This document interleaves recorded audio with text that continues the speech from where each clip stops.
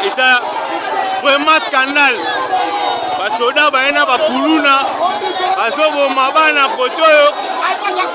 Aïe.